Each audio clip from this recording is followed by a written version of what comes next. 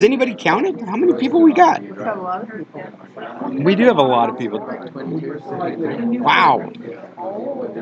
2, 4, 6. 19 counting you, Scott. 19 counting me. Hey, Jim.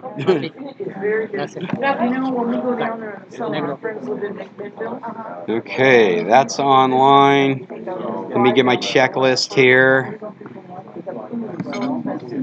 Chat room's online in just a second, if anybody's out there listening. Did I tweet? No, I didn't tweet. Let me tweet.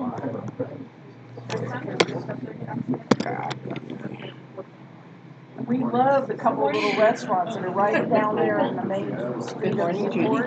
Yeah, we used to, when we used to go down there. Anyway, bought a house down there.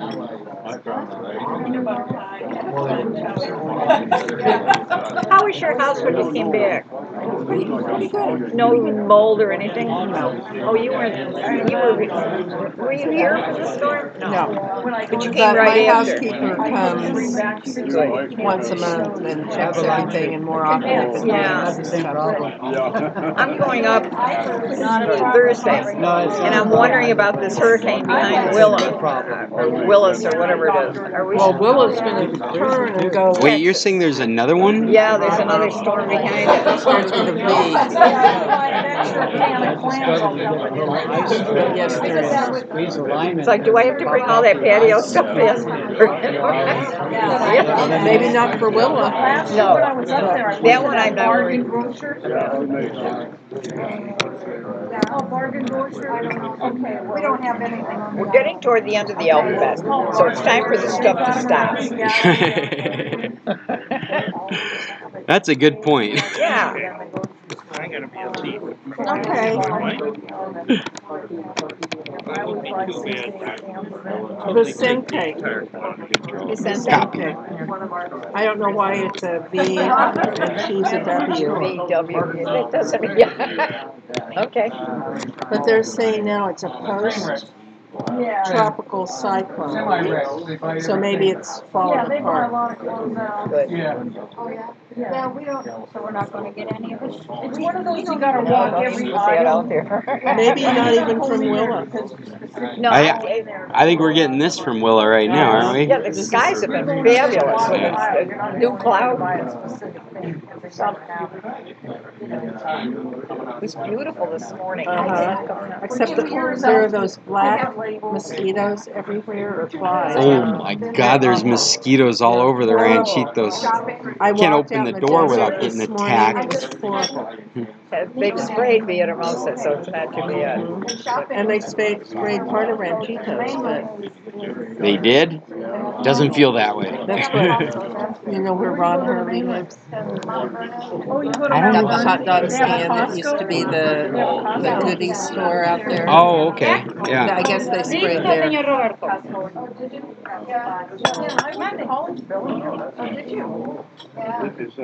All right. I think we're online. We're streaming. We're a little early. I don't think anybody at the table cares, though. Alumni stuff and everything. 80. Un momento, un momento.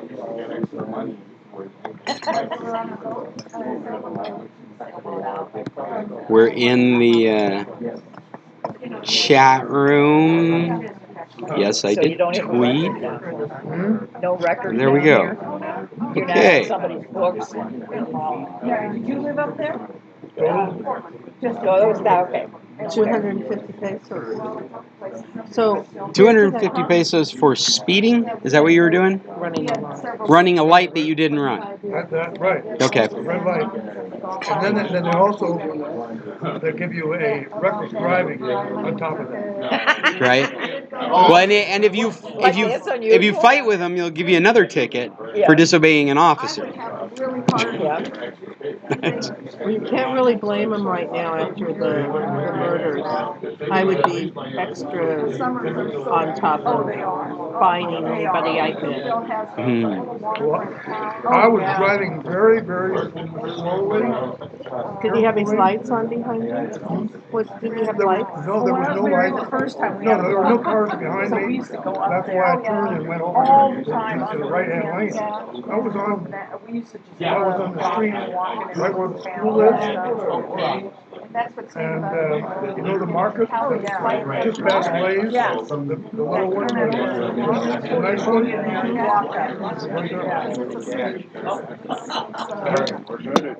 Hey, Ed.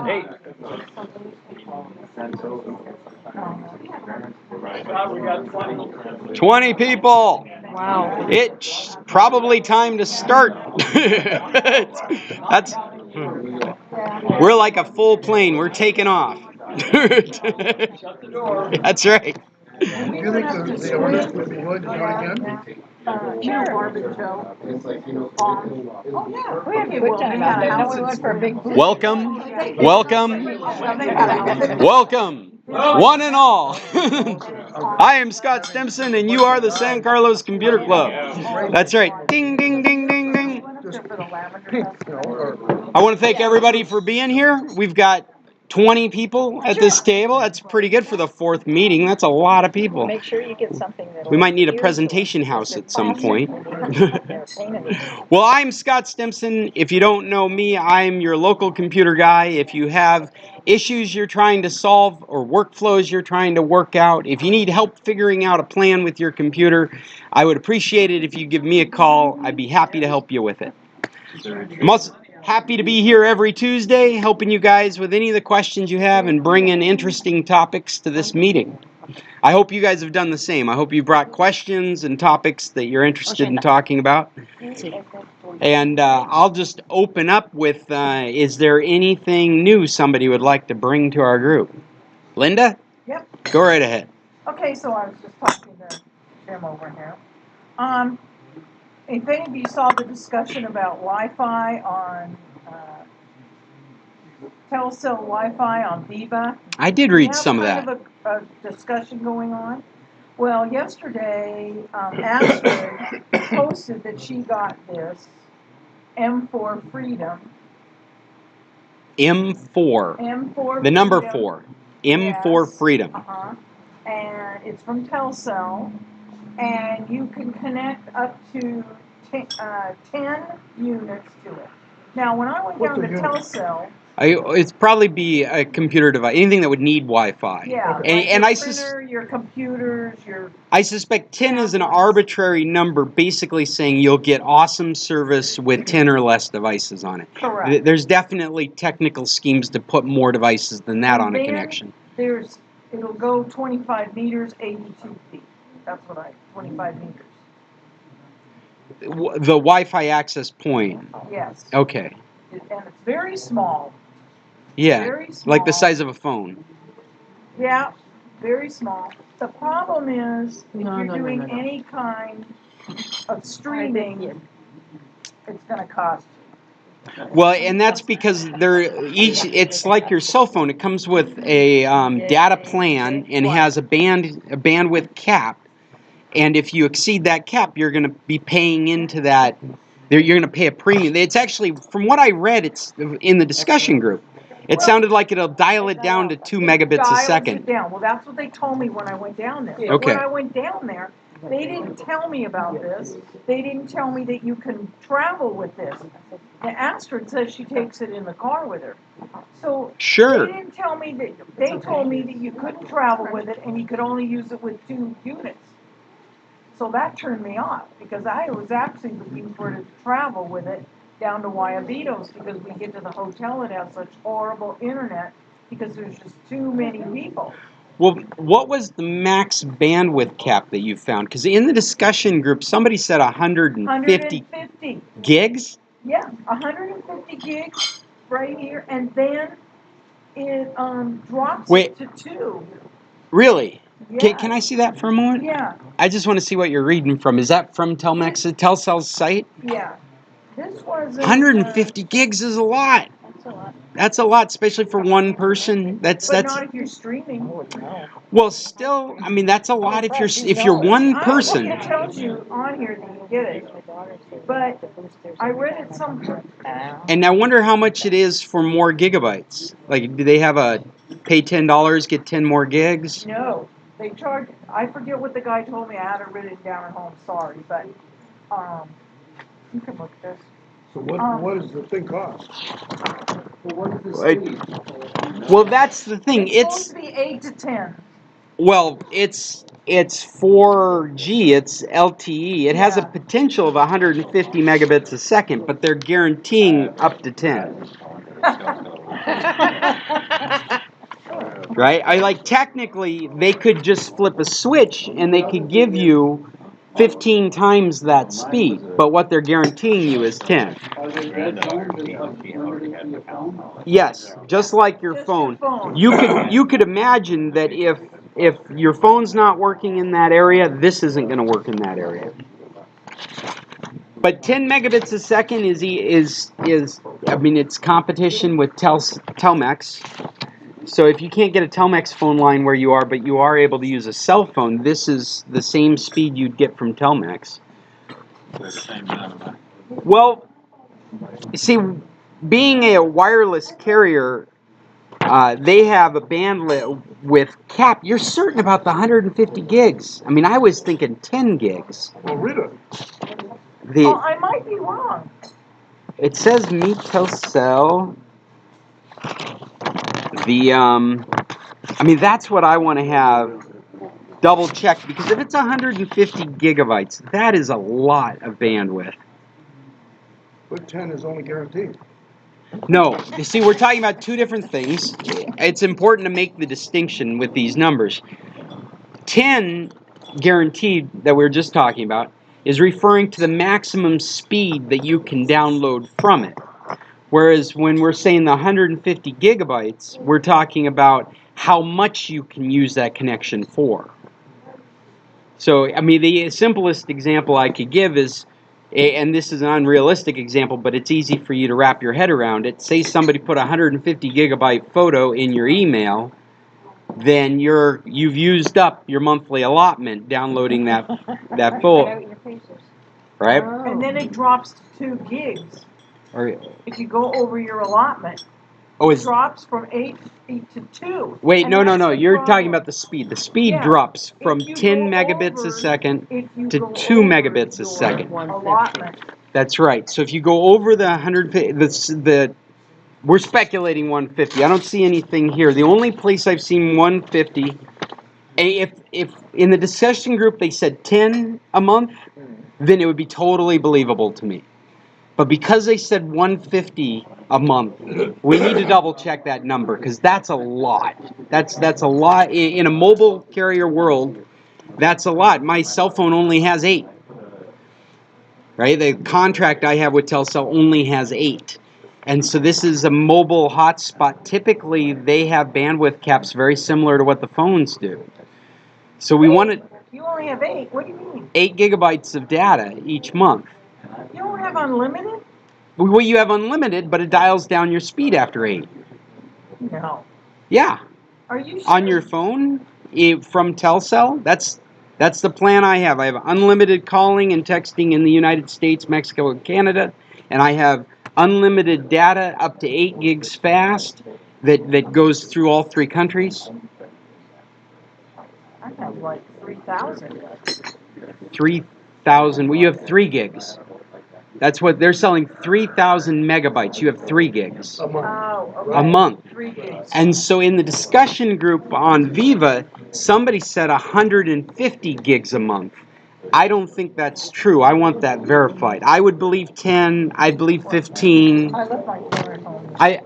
I believe 30. But 150 is the kind of bandwidth cap that our cable company in Anchorage gives us. Not a wireless carrier. And so I think that number's wrong. If that's a right number, if that's a right number, this is a very good plan. Well, I bought the little stick. Right, the modem. I thought I was going to be the little Yeah, USB stick. you plug it in through USB and you Like get connected to the cell phone laptop in the car or phone something. network. Yep. Right. Now they give you buy how much you think you're going to need. Right. It's pretty inexpensive. And the little stick was only $20. Yeah, I wouldn't expect this is too expensive either. This device here. I mean, I would expect this to come in under $80. Yeah, it was like 1,500 pesos. Yeah. 75 bucks. Yeah, that's just the nature of that market for devices. It Yeah, would but be now around could that you price. use your mesh network with that and hook into that? Well, you know, I didn't spend a lot of time looking at this product. Did you see an Ethernet port on it? No. So there, you need to come up with a scheme to bridge the two. And if they don't have a physical port, then that scheme's going to end up being a wireless. And if it's wireless, then you're going to lose some bandwidth just because it's wireless. I Well, don't even know. it says it's MiFi, so doesn't that kind of say it's Wi-Fi? But Well, that's what it is. It's a Wi-Fi device right, that connects to your cell network and provides a hotspot pocket for your devices. But plugins. Linda's question was, can you use this with the mesh network we've talked about before, like the Eros or what was the Orbi? Yeah. And if it doesn't have a physical Ethernet port on it, then you can't physically connect a cable to it. Right. And so you can't provide internet to the Orbi or the... Right, 'cause you have to plug the Orbi in. And the exception to that rule would be some other device that could act as like an extender. Like you could take an extender, connect it to this wirelessly, and plug that extender's cable into your Orbi. she didn't answer you. You Huh? She didn't answer you. Ask her. and you do. Now you will lose. You'll lose out because of that Wi-Fi. However, you probably would only see the loss if they were giving you the speeds that technically are possible. If they were giving you 150 megabits a second and you connect it the way I just described with an extender and a cable, it would probably bring it all the way down to about 10 megabits a second.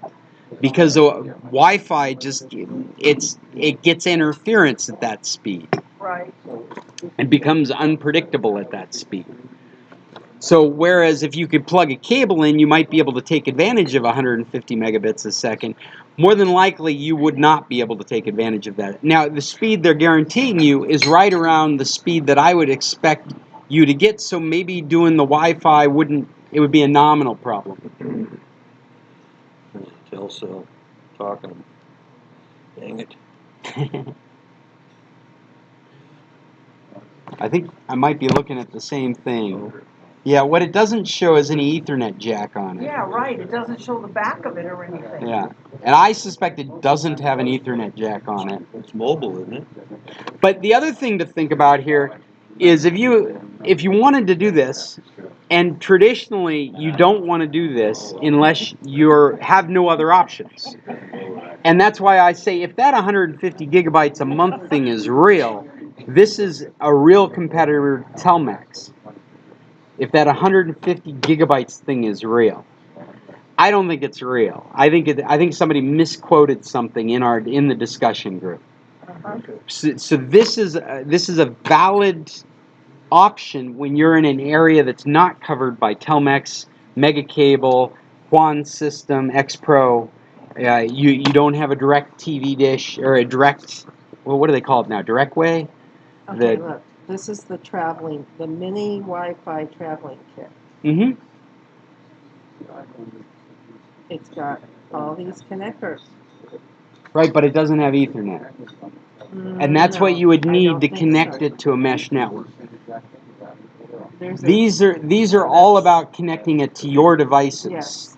And what you want to do is connect it to another network, which you can do. I mean, this is an important thing to know, is that there are routers out there on the internet. If this is the choice, say you're out on a farm, it has no services, but you can get your cell phone out there and it's got good rates. In fact, I got a buddy that's living like that. He's out past the airport in Wymus on a farm and has no services. His internet service through Telmex is a joke. He gets like 3 megabits a second. So he could be very interested in this. Right? But he would want to use it for a number of different devices. And you can get this kind of service with a SIM chip, and you can buy a router online that supports SIM chips. So you can put the SIM chip in your router. When you can do that, then you can plug the router right into your Orbi or right into your Euro. It's similar to the stick. The stick has its own SIM card. But the stick is for your device, not for your network. Right. And that's what we're talking about when you talk about the mesh network. You're talking about your network. Isn't that what they're going to give you here is a SIM? That's what I'm saying is that you don't need this device. This device is the router, the Wi-Fi router for your home or for your area. Yeah, If you want to use the mesh network, this device isn't going to connect to it. right, It doesn't look like it has a cable to connect to it. right. But if that's what you want to do, you can buy a router on the internet that supports cell SIMs, has a cell radio in it. It's basically this, but it's like a Linksys router with this inside it. You buy the data plan from Telcel, and you take the SIM they gave you, and you stick it into the router that you bought off the internet, and that creates a router that can be plugged into your mesh network. Does that make sense? Yeah. Too So much. Yeah. It isn't worth it because buying the mesh network was supposed to eliminate the bridge. Well, you understand that you're going to have to bridge in some meaningful sense to your internet service provider. Right. In this case, there isn't a cable to bridge to it, so you'd have to come up with a Wi-Fi bridge. If your goal was to use a mesh network in conjunction with something like this, you wouldn't buy this. You'd buy something similar that has an Ethernet port on Well, it. see, all this has is a micro USB. Right. And that's for power. That's for power? Yeah. There's no other reason to have a micro USB on it. Well, unless you want to flash updates to it. In 2 weeks. This is, that is real. That is more than likely the power supply for it.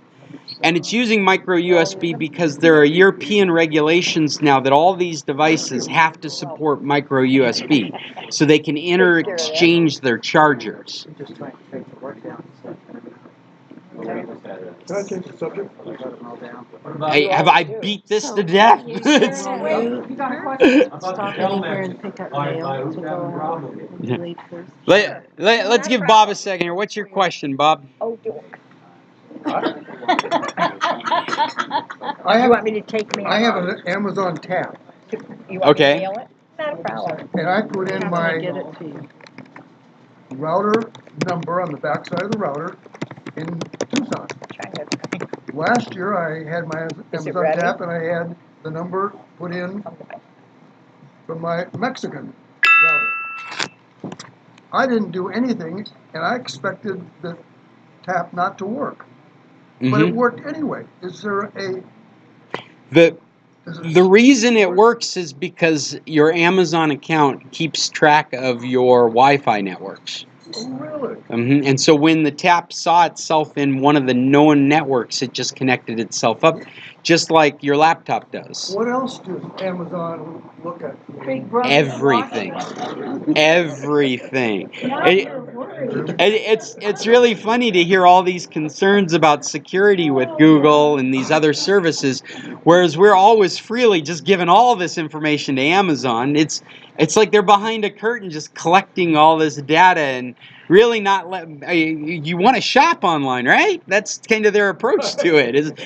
You do want to get toilet paper in bulk and You might want to check into bleach pits. Into what? What'd she say? I missed it, Robin. I'm sorry. Bleach pit? Bleach pit. Yeah. Oh, yeah. What is this? For bleaching. Clinton? I have no idea what we're talking I about. have Bleached no all idea. Clean their... up a computer. No politics. Ah, okay. All right. Especially nuanced, obscure politics that need to be explained. Well, yeah, nobody understands what you're talking about. Well, as far as these topics go, I've brought some topics. I thought one that you guys would all appreciate. Before you finish, she had a comment. Oh. Couple topics. One is Windows 10 updates. Now, obviously. Oh, we could be here all day on this. Yeah. In fact, I have a question for Jim. Have you done the update? I happened to do the update. Okay, so you too. I thought I had a problem. Okay. It was mine. Put your phone number on. What it did is it created another partition on that drive. Really? So that partition probably, in my case, screwed up the BIOS EFI, whatever it is, you know, your boot Yeah, the partition. EFI. Because Yeah. now I've got about 4 partitions on that thing that all look like they're the same. I'm wondering if I only need the one that it's now using. Did you do the update manually or automatically?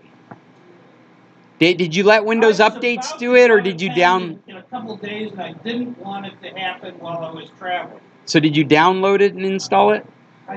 I don't have all the copy of it, so I can't redo it. Right, I understand that, but I'm trying. Your methodology, how you ended up with different partitions, is kind of strange to me. I'm trying to sort out why you'd end up with different partitions. If you had, Okay, they added one more partition. Because that partition was added, all my drive levers were now different. So what used to be D is now E. I can imagine the frustration of different partitions. I'm just curious how you ended up with different partitions. I found that out because I'm going, wait a minute, I just did backup and it took no time. It should take. And there's no data to And I download. looked Yeah. and going, oh, the backup definition points to this partition, but that partition now has a new number. Right. Right. But Dave, please. Look, can I go? Can you tell me? Did you use Windows Updates to install it, or did you download an installer? The Windows Updates. Wow, that's really weird that you'd end up with multiple partitions. Do you have multiple partitions to begin with? Oh, yeah. Okay, so maybe that has something to do with Well, it. and there are 10 scattered on 3 hard drives. Oh, yeah. Oh, okay. Huh. But because I had dual boot for a while and stuff, you know, so I've got 4 or 5 of these partitions all have to do It's probably like C with drive, D drive. C partition. You know how to change your drive letters back, right? Well, yeah. Okay. You know, it's no big deal. Yeah. I mean, that would be the remedy. And did you lose any data? Because this update You is... might have thought you did because the partition had a different letter to it. Well, the problem of data loss is a real problem that people suffered from, and it wasn't partitions, it was just gone. Yeah. Yeah, it sounds like in your case, it was just pointing at the wrong partition. I'll let you know next So one time of my I bring it up. questions, is there They any provided the reason thing, you and I would just get need the art group together, but we're a always looking for. Microsoft partition that basically It's is not, messy. looks like it's It's not oil doing based much, paint. that's relegated to the boot barrels are partition. plaster. But it used to be Or probably the a powder wiki coated. boot. The only thing that I would be very careful with is that it's possible to partition your drives so that the boot information is on the first partition, but everything that matters to you has ended up on the second partition. And if you wipe out the first partition, you wipe out the boot instructions pointing to the second partition. And even when I tried swapping some drive stuff, I had that scenario, so I had to restore. So you aren't And that on was C before drive this, and anymore. that's why I have some of these multiple things hung over that I really like. Yeah. I think if I ended up with a bunch of inadvertent Windows-created partitions, I would do a full system backup and just format the system and start again, because That's what I need to do by waiting for a decent version of Windows 10 to do a complete reinstall. yeah, definitely don't use the version that we're dealing with right now. Yeah. There's no room for this. Oh, yeah. Yeah. This latest update, this October update they've just discovered another issue with it. And so it's gonna be even longer to come out. And so I wouldn't go out pursuing this. It's 1809 or October update. You want to stay away from that. I don't think that it can get installed inadvertently any longer because it's only available to the Insiders program.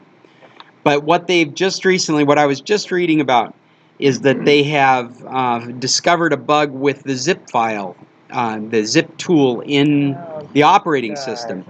And if you are opening up archives to a specific location, very specifically a location that already exists, where you've got files, it is not warning you if you want to replace files. So you could inadvertently, when you're unzipping files from an archive, you could inadvertently replace files that already exist. Another bug I heard was that, that's one side of this bug. Other people have reported a problem. They're choosing the Microsoft knows it, though. That's right. This is specifically the Microsoft tool. If you're using WinZip, or I use Zip 7-Zip, those aren't a problem. This is the integrated one in the Windows operating system. Somebody sends you an email with a zip file full of photos.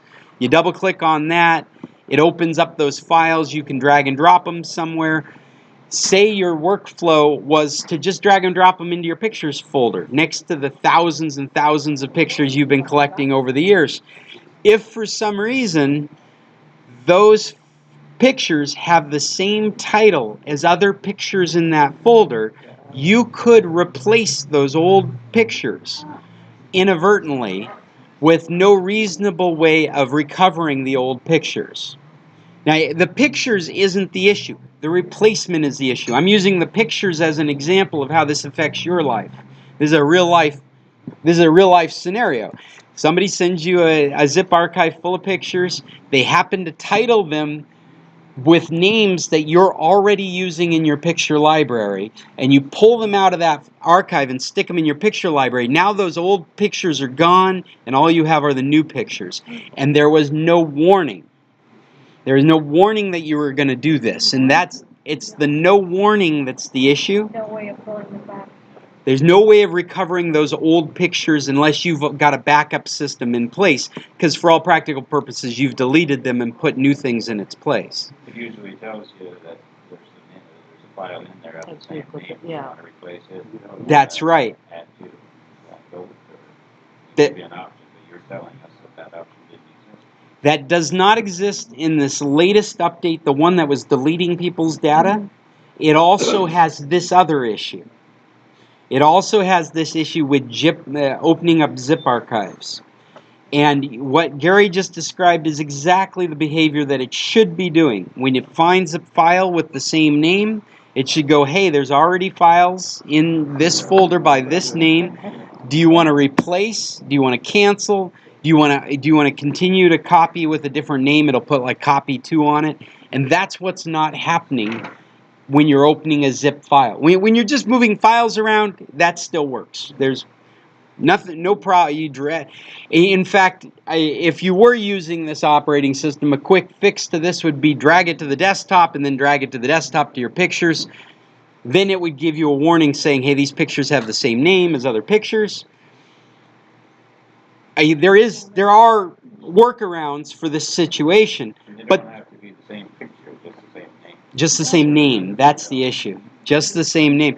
Now, there are other people reporting in this same light that it doesn't replace them. And there are distinct reports. One where it absolutely replaces them without giving you any warning.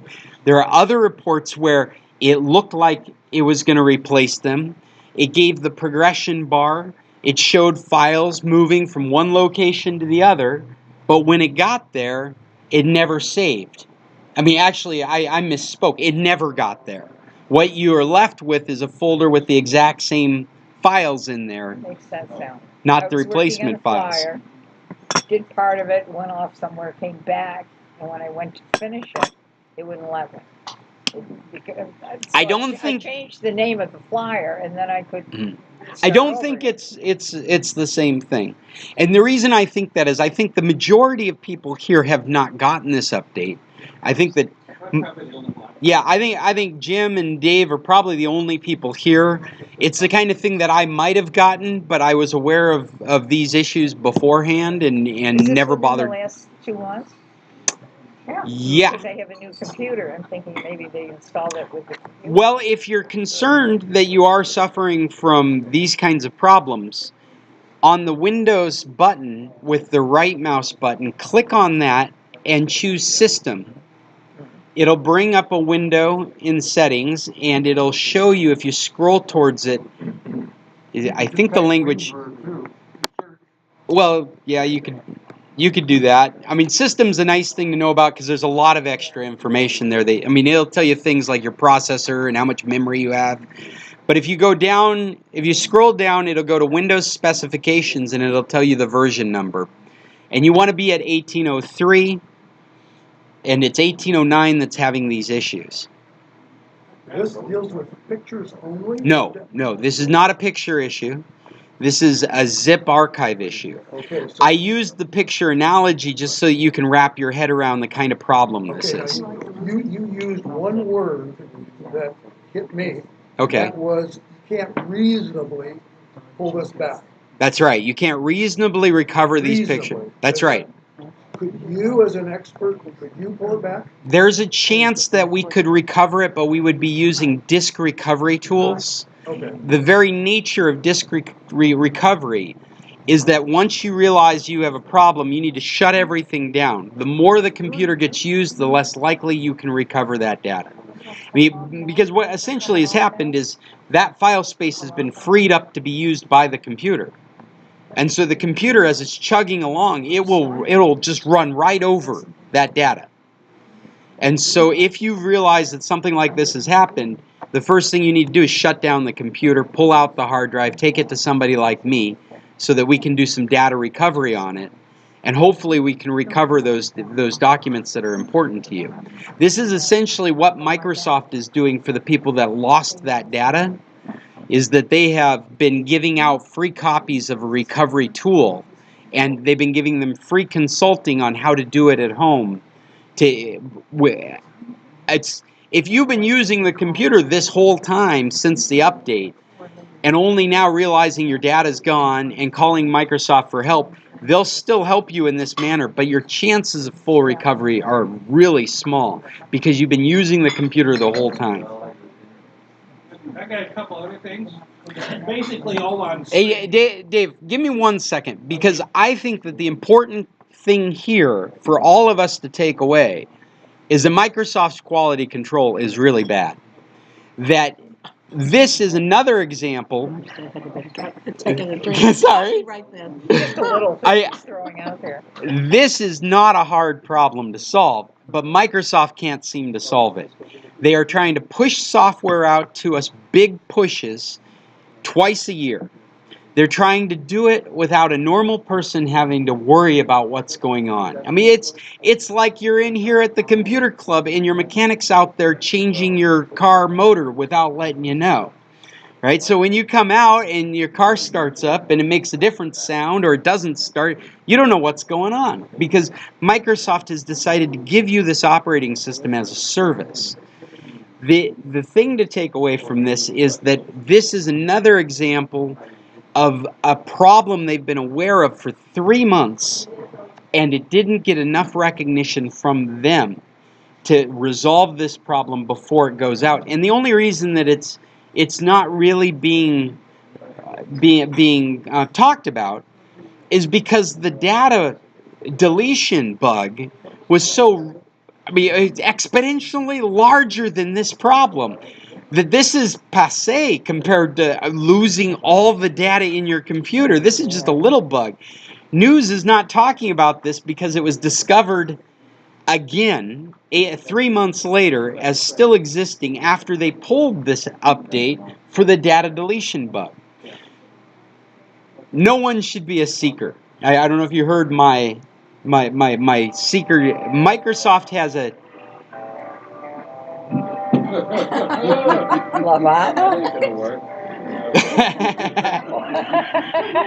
Excuse me. I'm with you, Irving. Life should have a soundtrack. All I'm saying, if you didn't hear the seeker discussion, Microsoft uses a term called seeker. And what a seeker defined is a person that goes out looking for updates. They go into their Windows settings regularly to check and see if I am very much a seeker. It's part of my job to know exactly what's out there, how it's behaving. Seeker gets you burned. Well, yeah, Jim was missing during the seeker conversation, but he is the one guy I know in this table that's a seeker. I am constantly going out to see if there's something new that's been pushed out to fix some problem or add a new feature. This is not the person you want to be in these circumstances. You just want to use your computer. You don't want to. You're asking for problems when you're a seeker. That's what Microsoft is teaching us. Is that they are. That's not true. Absolutely. You're asking for problems. Something to do. We're retired. Oh, Yeah, that's right. the problem with the computer is you start on it at 9 o'clock in the morning, and then you're still sitting there at 4 in the afternoon. So, Linda, what you're saying is being a seeker's all right, because if it deletes all your data, you can just get up and walk away from it. It's like, everything's gone now, so I might as well go have lunch at the beach.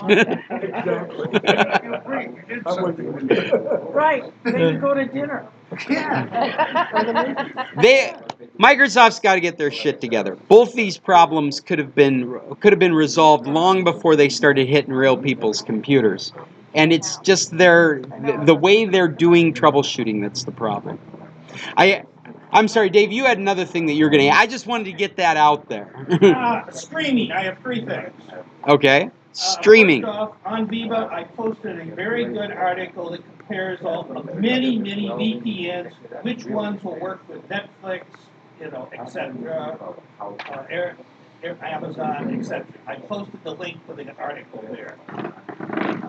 Second one, has anyone ever done anything with what's called geocaching, I guess, to spoof your location to particularly the Chrome browser? In other words, you open up the browser and then you can go in and actually change your location where the browser thinks you are. That was a big. Well, because people are so interested in services in Mexico from the United States. In a certain location. So it can say you're in some location. Mm-hmm. You open up your browser in basically debug mode and change physically the location. That's interesting. No, I don't think we've ever talked about doing it like that. How would you do that? I've seen a write-up, but it seems like the debug instructions aren't quite what I'm expecting, so I wasn't going to go any further. Well, and it's hard to imagine that it would really spoof location. And it only does it until you close the browser. Well, I would imagine that what it does is it spoofs services. So, like, instead of coming to Mexico Google, it would come to U.S. Google or France Google or Canada Google. But you're still in Mexico.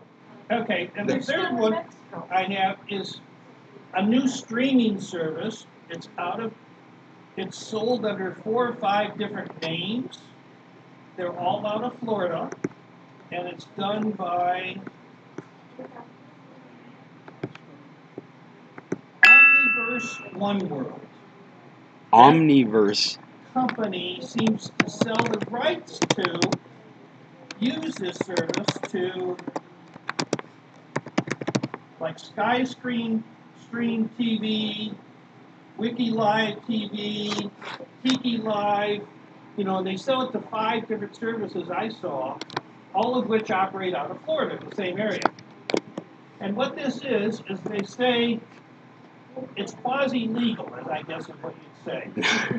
People who check on it say, this has got to be legal, but everyone who's threatened them, they claim, they show some legal reason why they found a loophole. But they refuse to publish the legal loophole because they're afraid some other competitor could get it. Interesting. I'm just wondering if anyone has ever tried it or heard of it. No. No, I'm not familiar with it. Yeah, but I'll write down a note here. I'll look it up. Skystream TV is probably the best one to look at. Skystream? Stream S-T-R-E-A-M. TV.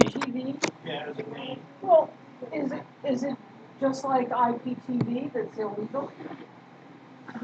They claim it's not because they found some loophole in the whole licensing system of rebroadcasting stuff. Are they trying to tell you that it's legal? It's quasi-legal. Yeah, and then what they're claiming is once we buy rights to something else, I forgot what it was, then we'll publish how we're doing it because now they're not afraid of somebody else taking their idea. Along that line, what's going to happen with Dish and DirecTV, which is a subscription, and we got the same thing in Mexico? Are they just going to go out of business? No, they're switching to streaming services. They're Their goal is to get rid of all the satellite dishes and replace them with streaming. Yeah. Okay. That's Yeah. gonna happen in March. And then you're going to be dealing with the same kind of issues because they're going to better be able to track where you are, and so you're going to be buying into VPN services if you want U.S. TV services. Okay, so Yeah. what he's talking about is really a replacement still then. Well, instead of not, I mean, maybe you'd complement it with.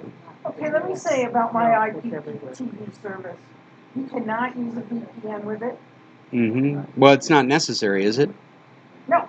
No. No, but if you have it on your network, you put the VPN on your network, Does to it? make sure that it's not on when you do it, or they'll take it off. And since I have 25 people, I try to tell everybody, remind them that don't put a VPN on your network.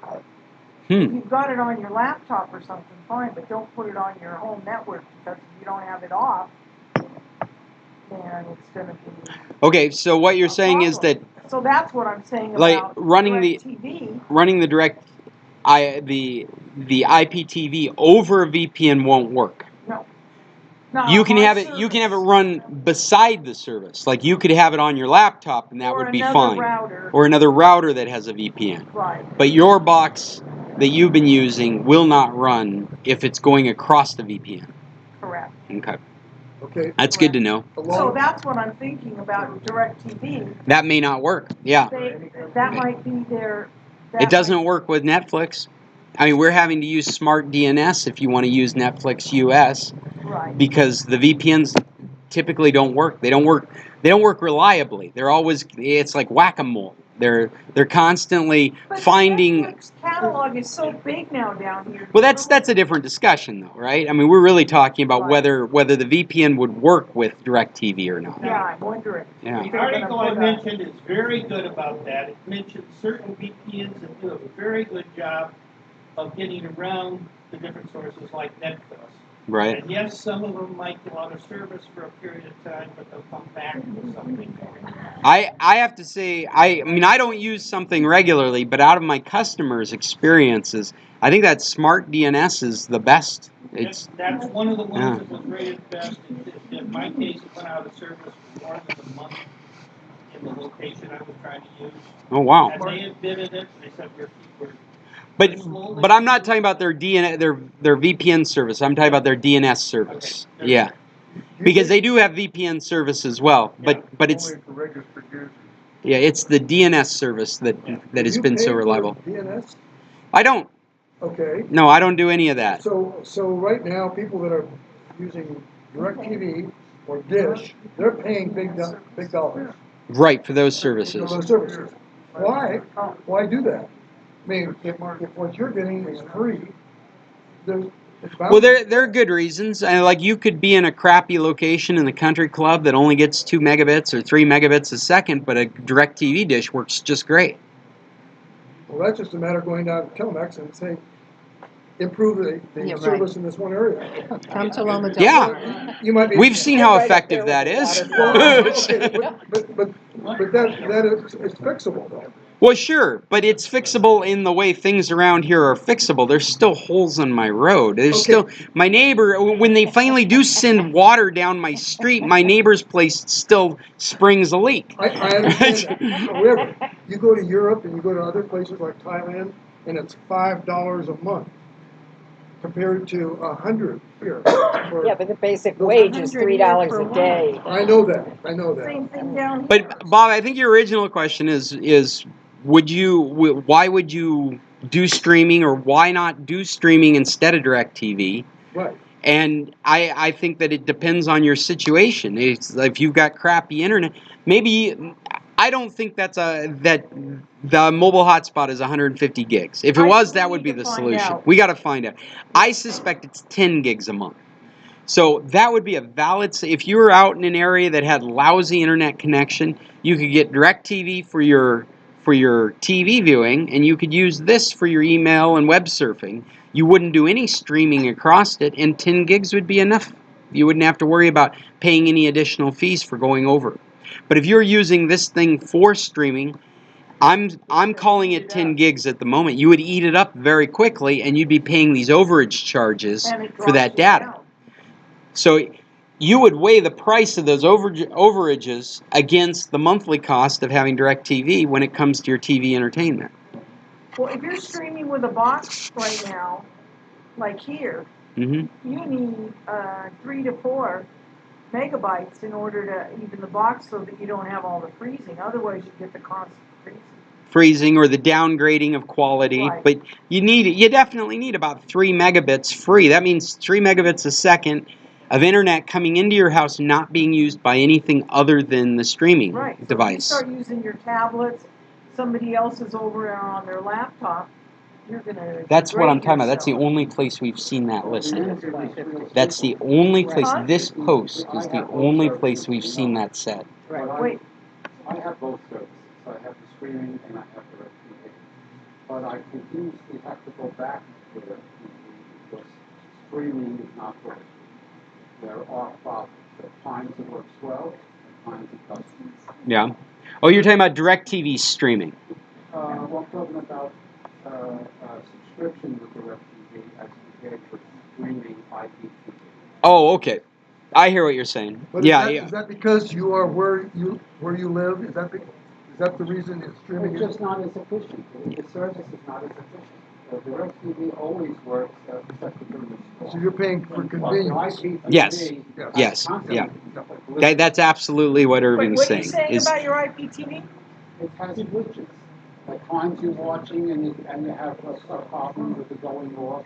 You have problems finding programs. It's also unwieldy. See, I don't have any of that problem. It's also subjective to your internet connection's reliability as well. Whereas the DirecTV is subject to line of sight, good weather. Right. That's it. I mean, what you're saying, Irving, is absolutely true. A service like DirecTV is dialed in and stable, and systems like we've been using to get around this streaming TV on the internet, it's susceptible to internet problems. If it's sketchy, it's subject to whatever sketchiness is part of that system. And all the channels are coming from Brazil. Well, it's like you feel happy to get them.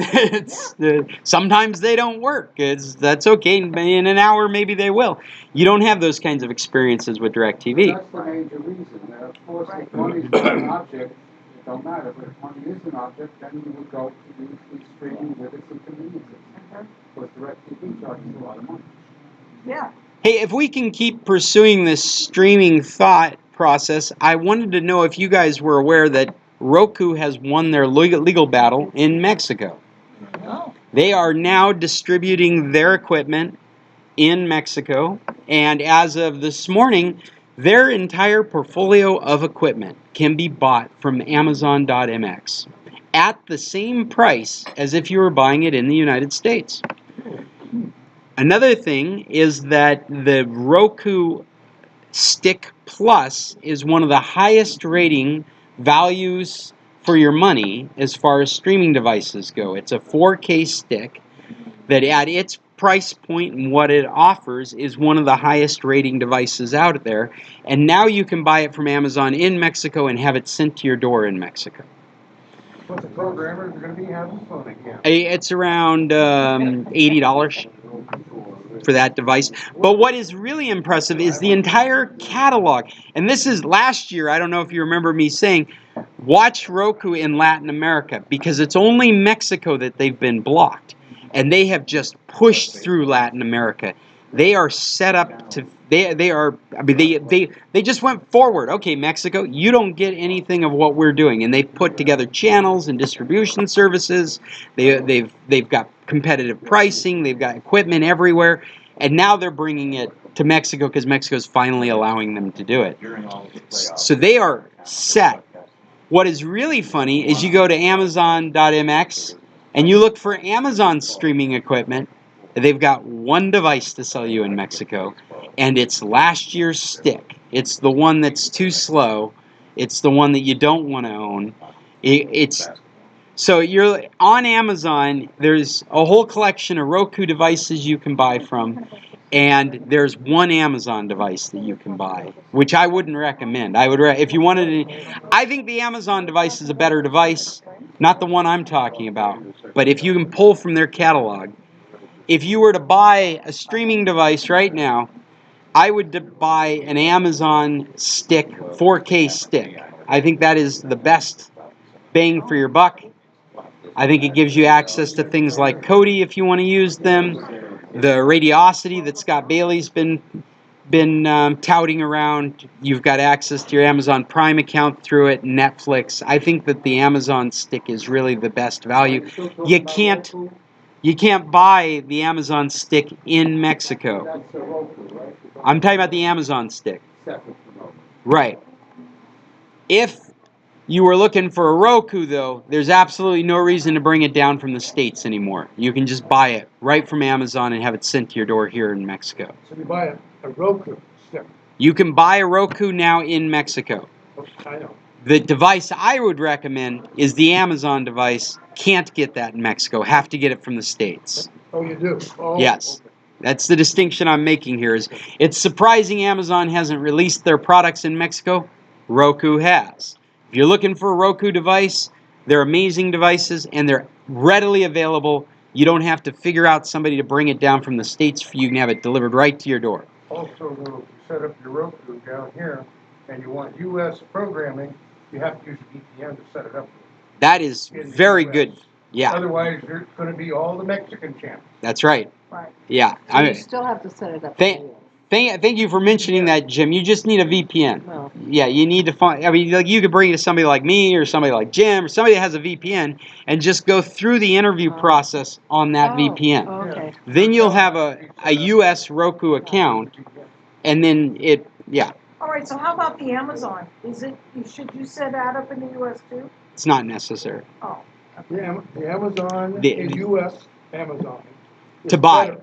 Yes. Why is it better than Okay. Roku? Now, the important thing about the Roku is that it's a Java-based device, whereas the Amazon device is no. Have I got that in reverse? Well, it doesn't matter. What matters is that the Amazon device is an Android device, which means that you have access to that whole portfolio of applications that Amazon allows. So there's very sophisticated applications that can be put on the Amazon device. That's the Amazon U.S., right? The device I recommend you can only get from the States right now. That's what I was saying. And you should Amazon set it US. up there. Well, it's not necessary because it's set up with your Amazon account. And so you just sign into it with your Amazon account. You can set it up down here if you want. It's not an issue.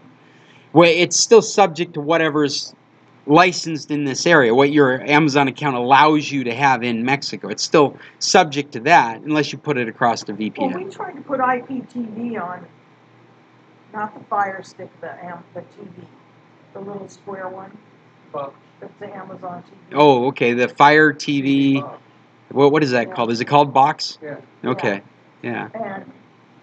And we could not do it. Well, there's probably a way to do it. If it's an Android pack, there's probably a way to do it. Well, because they took some of the stuff off, Amazon just did. They had it listed, they took some of the different applications off of it, so to block you from doing stuff. Yeah. Yeah, you can probably sideload it. Yeah. Yeah. Is Windows going out and being What- replaced by Android? Hold on, let me finish this. The reason I recommend the Amazon device is because it's more versatile than the Roku device. The Roku device, you're really stuck in Roku applications. The Amazon device, you've got all Android applications. There's a whole lot more Android applications out there than there is Roku devices or applications. That's the reason I recommend but if you are using Roku, if you're happy with Roku, you can get those devices now in Mexico, and those are very decent devices. There's no reason not to want to use those things. I just think the Amazon device is a better device. Better price point too. No, it's Wi-Fi. Strictly Wi-Fi. That's right. So you're gonna have the same issue. Well, again, you're looking at needing 3 megabits. I mean, the issue of bandwidth we were talking about before was in reference to running your whole mesh network connected to a bridge through Wi-Fi. And so that's a different situation than just one device being Wi-Fi. Anyway, I thought you might appreciate the Roku information. And it will turn back into a pirate platform, without a doubt. I've got other things. Wait a minute, what's, you say it will turn back into a pirate platform? That's the reason that they had an injunction against them. See, what happened was Cablevision brought a lawsuit against Roku, saying that it's only used for pirating. They stopped the sale of Roku for a moment. And then a judge said, wait, we're going to allow you to sell until we sort it out, which is a very Mexican way to do things. I don't know if you've ever gone for permission to live here or to work here, but you typically get to work until they say you can't work. As long as you're trying to work legally, you are working legally until they say you can't. It's kind of the same. It was kind of the same situation with Roku. They put a demand against them. Cablevision did. Judge said, okay, they can sell product until we figure out whether they can't.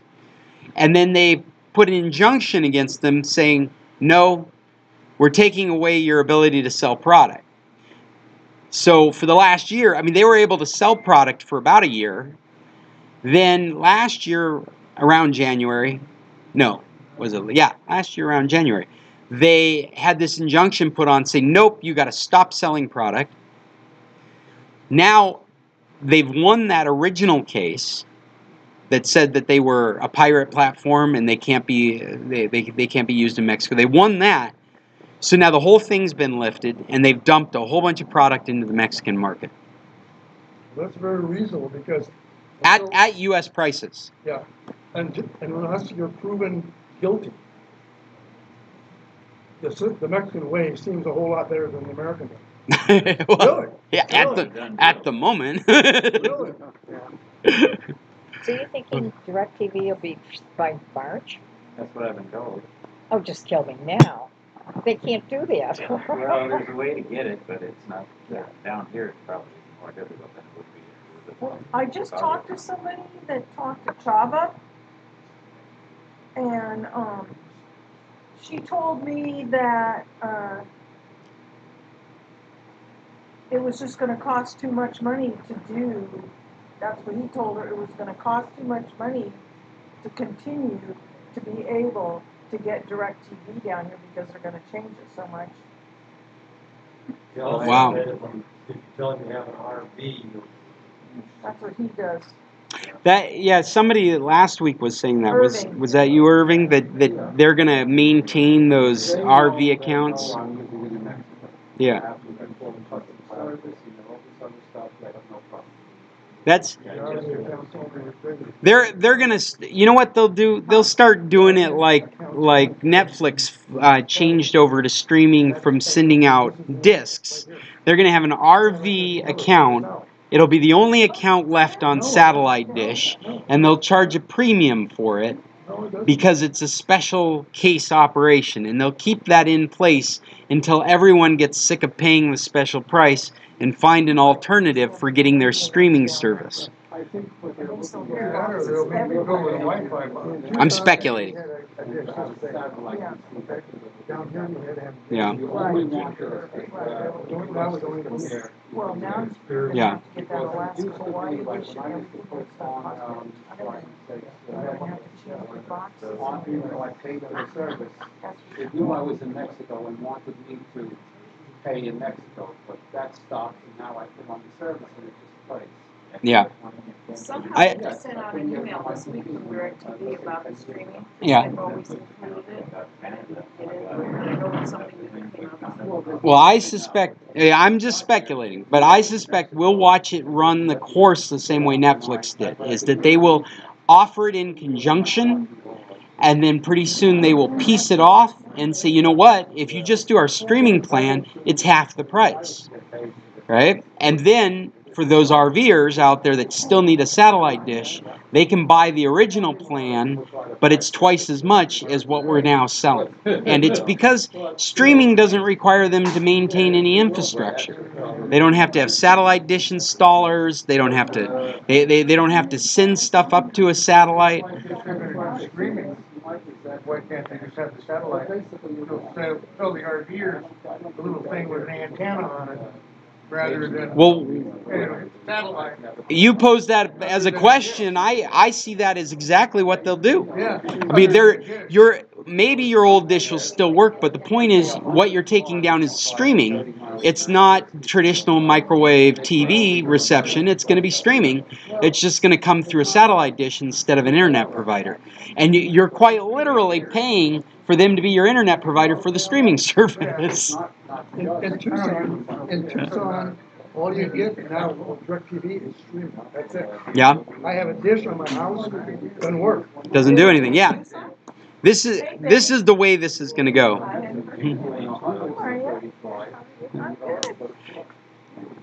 Hey, I got. You got what? Well, I was going to say I got one other topic that you guys may relate to. If anybody's using the VLC media player, there's been a critical vulnerability found in it. Somebody could quite literally take advantage of your computer if you watch the wrong video with it. Yeah. All versions. All versions, and there is an update to it. So if you're somebody that's passé about updating, I bet Jim's got the latest version. But if you don't have the latest version, go out and get the latest version and the problem's gone. VLC. All versions.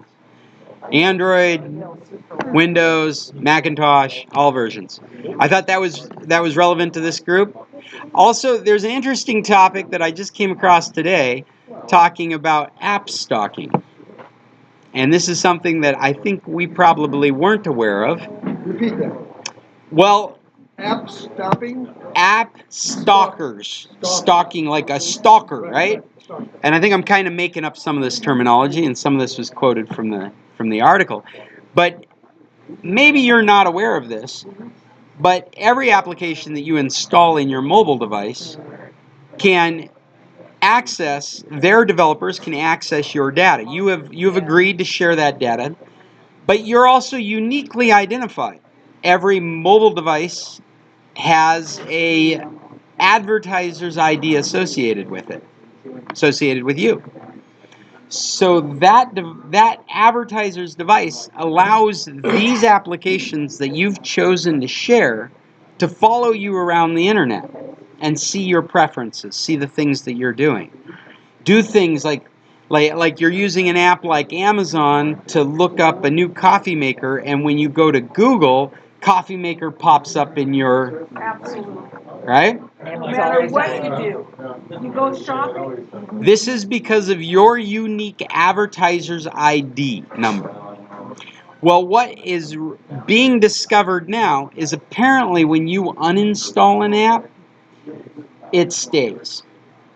And being somebody that has uninstalled an app can have as much value to a developer as being a user of the app. They continue, and that's where the term stalking comes from, they continue to monitor your behavior without you knowing it.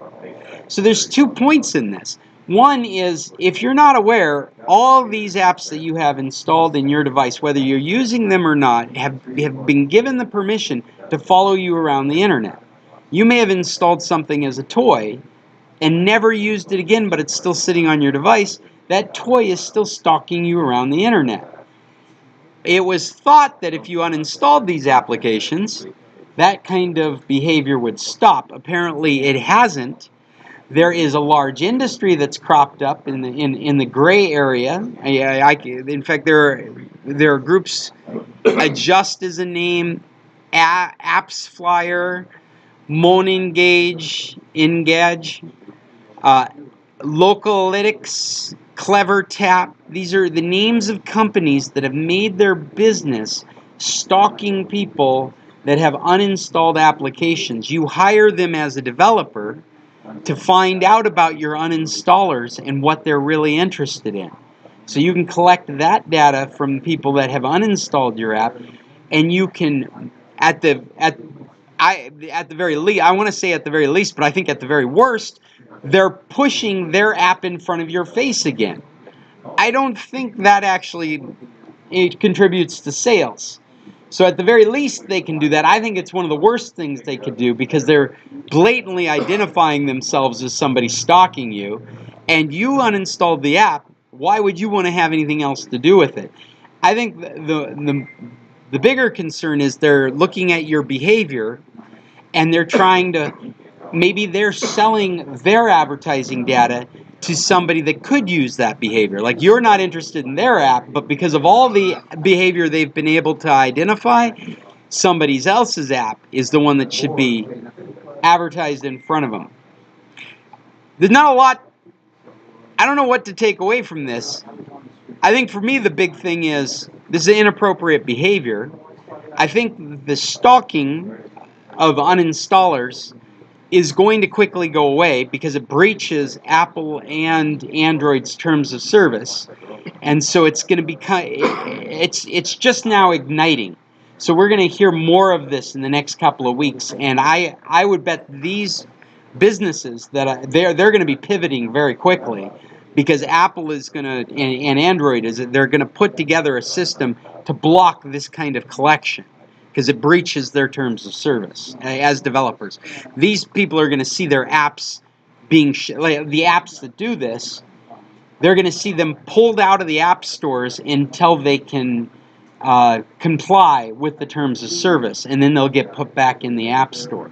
See, we might see a slew of apps that we've thought were not an issue, all of a sudden not be available if you had to reinstall them. Now, like in the past, any of this stuff, if you've already got it installed in your phone, it's already installed in your phone. But say you wipe out your phone, you go to look for your favorite app and it's not there. This could be one of the reasons it's not there, is because it was identified as breaching the terms of service of the App Store.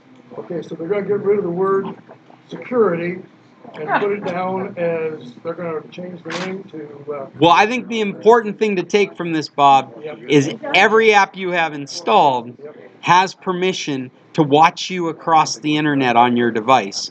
And it's all accumulated under one ID that's specifically assigned to your device. they're gonna get rid of the word security and they're come up with quasi-legal. And I think it's also important, people don't think about it, but when you put that app in your phone, you're giving it permission to follow you around. Whether you use the app or not, you've given it permission to follow you around. Oh, I got one last topic. One last topic that you guys should know about. This one's interesting. This other one is beneficial to know. We're talking about apps installed in your phone that possibly you're not aware of. Google News is in trouble right now. There is an app called Google News. What? Yes, there is. I'm not lying. Yeah. Google News, Fake news. it's an aggregate of fake news. Google News there's been reports recently that it is sucking up your data. If you have Google News installed in your phone, there's a very good chance in the background it may be using up to 8 gigabytes of data. 8 gigabytes is about the max on a lot of these cell phone plans. If you feel like your minutes are disappearing quicker than you thought, you might check to see if you have Google News installed on your phone. If you App, yes, not news.google. no, the app. Yeah, okay. You might check, and what you might find, depending on the model phone you have, you may not be able to remove it. It may be licensed for that phone. You might be able to delete the update down to whatever came with the phone's operating system, but you may not be able to get it off your phone. But if you go into, and I'll post a link on the website with instructions to go into settings and look under your apps, and you can look under data usage, and you can check your mobile data usage and see if it's been going off the charts. You can also, you should do this regardless of whether you use this app. If it's installed, you don't use this app, uninstall it. If you can't uninstall it, then do this regardless. Regardless, whether you use it or not, you can't get it out of your phone. Go into the permissions and take away the permissions, revoke the permissions for background data. And that will stop this problem. I've seen that written in 3 different articles. Can you stop it running as a background process? That's what I just described. No, you said background data. That's what the background process is. It doesn't run in any other way, like That's right. telemetry.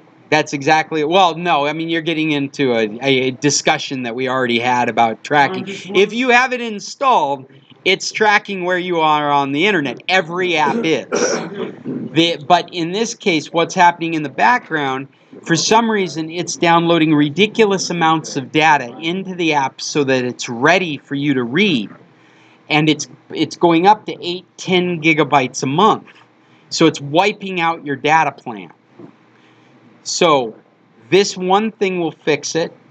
You go into your app settings and you deny it permission to run as a background process.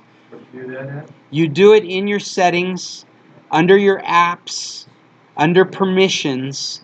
There's a background data, and you flip that switch from on to off, and it can't happen. No.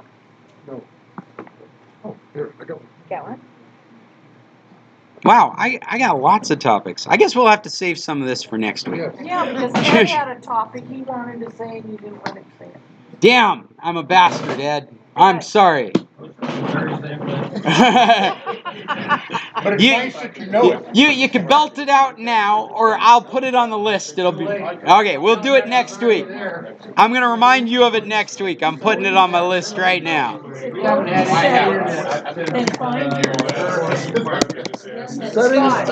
Ed's topic is now on next week's list. Scott.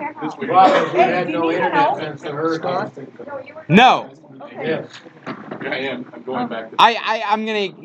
You've had no internet since the hurricane. Go to permissions button Is it Telmex? on that. Go You to got a report in? Go to Google News. Right. You've It finally showed up on there waiting for you to answer. It's got like a little, Okay. And I've tried everything. Kind of I've got red phone blue. service, which gives me Okay. suspect that it's the Okay. modem. Then in Okay. Because if you got phone line coming in, you ought to have internet. Do Not use necessarily. Not driver. necessarily. No. In fact, the way this stuff is connected, you've got a junction box, and you've got a connection for internet and a connection for phone. And at the junction box, it shoots both across the same cable. Oh. It's very easy for internet to be failing and the phone to be perfect, or the phone to be failing and the internet to be perfect. You've been talking to your wife since the storm? Have I been talking? Thank you. To your wife since the storm? Yeah. With no internet? Barely. But make sure that the internet's I shot it. reported. I did. Okay. They just showed up at the house. Oh, today? Yeah. Okay. So I said, well, I was waiting for you to answer me. They showed up. Well, I went to my neighbor's yesterday because she emailed me to go check. Okay. The internet's working, the phone isn't. Yeah. So And you know what they're doing? They're saying somebody else came into the neighborhood and started messing with their phones. And that's not true. well, you know what? Last year when I got back, Yeah. I had my phone was fucked up. Now this just became an explicit podcast. Sorry about that. We reported it took weeks for them to fix it. The tech that came was very bright and articulate and had a real conversation with me about getting it fixed. He explained to me how the junction box works and he got it all hooked up. He even gave me the numbers for where I am on the post, so if he needed to come back, I could say, here's the numbers, and he would know immediately where to go to identify my phone line, where to identify my internet connection. Because you've got from your house to the post to the box to the office, right? And so he gave me all those numbers. A week later, he had to come out again because my internet was gone. He goes out, check the box. He comes back very perplexed. Didn't really want to share the story with me, but I finally got it out of him. He said that somebody disconnected your internet. I've seen this before. There's no reason for it to be disconnected. I've seen this before in Wymus because he was a tech from Wymus. He said, all I can imagine is there was somebody like on a corner with money in hand, flagging down a tech, going, hey, my connection's not working. And they Disconnected you. and connected somebody else. To your account. Well, it's not connected to my account. My account is my account. Uh-huh. But to the multiplexer that gives internet, left me disconnected and connected somebody else. It's not obvious who that other person would have been, because it was probably a fix. That other person was probably supposed to have internet anyway, so it looks like they're supposed to have internet, but they were having problems. I ended up disconnected. And it's because somebody's monkeying around in the box. Now, the part of the monkeying around in the box. Now, the part about the monkeying around in the box story that isn't true is it's not some random person. It is very specifically a Telmex tech person that's in that box. Or it's a fired tech person, because what it needs is tech knowledge to make those kinds of changes. I couldn't go to that box and make those changes. That it would require a Telmex tech to go to those boxes and make those changes. So someone is messing around in the box, but it's not some random person. It is very much a Telmex tech or a fired Telmex tech. Well, Abel is gone, he's in Wineless. Yeah. All directions are coming for all the techs out of Hermosillo, you were told. Okay, that's Right. That's a big change within the last 2 months. Yeah. Okay, and they said, and Carlos came to our house and he said, somebody's been messing with you. She said, who did you hire to fix your telephone? That's what he said. Okay, well, And we said, we didn't hire anybody. And he didn't want to believe that. well, that might make sense to him if he's looking in the box attached to your house. But that would be the only box. This is the distribution box for all the phones in my neighborhood. Okay, so his premise, his hypothesis is that you hired somebody that's not a Telmex tech to go to that box, and the only way that makes sense is if the guy you hired used to work for Telmex. Right, and in the meantime, we're paying for telephone for 5-6 months and no phone. So I would bet what's going on is somebody in your neighborhood hired somebody that used to work for Telmex, and they inadvertently screwed up your line while they were fixing somebody else's line, because you didn't do it. Chances are that's probably right, because this is the first time in 20 years that we've had that problem. Yeah. And my experience, the reason I'm so enlightened to this is because my experience was so bizarre. We had a crappy phone line, no internet, everything was down. This guy came, redid all the lines. He's like, you're not going to have a problem with it. We tested it all. He's a tech. I'm a tech. We had a great conversation. I got the whole lowdown on everything that happened. Wasn't expecting another problem for a year. And a week later, it was like somebody clipped my line. And he goes out to the box, and it's like somebody clipped my line. So why don't you have phone? Or why didn't you? I don't know. Hurricane. The hurricane, it happened right after the hurricane. I called in on Monday after the hurricane, and they just called now and said they're on their way to the house, which might be mañana, you never know. Yeah, they're on their way to the house, 5 o'clock. Hey, the last thing, since you guys are still here with me, just give me a second to say happy birthday to my wife. Her birthday's this week. I want to put it on video and on the podcast. Happy birthday, Yuya. I love you. Happy birthday. I wish I had done it at the beginning of the hour, but we'll do it at the end. And in regards to Yuya's birthday, her plan is to jump out of an airplane this weekend. Ooh, sweet. What time?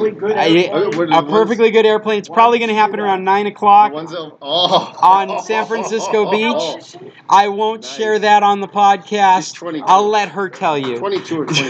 What year was she born? I'm not going to say. 1990. Let's say it is a significant age that she wants to do something bizarre. So she has decided to jump out, and she won't let me do it with her. I told her I would do it. She's like, what happens if something happens to us? We've got 2 kids. I'm like, baby, you're going to leave me here alone with 2 kids? I don't know if that's love or not.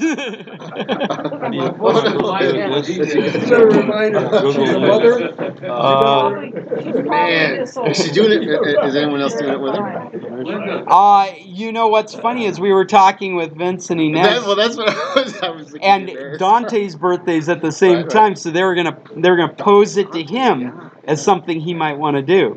So I haven't heard. I mean, that's just all conversation. I don't know if any of that's true or not, but I think it's this Saturday at 9 o'clock, San Francisco Beach. Send me a thing on that. Yeah. That's cool. That's awesome. Where Champs is, right at the entrance of town. Okay. Yeah. Yeah, they have the little flags out. They set it up. They jump almost every week. And Really? Yeah. Wow. Yeah, they come from Hermosillo. Yeah.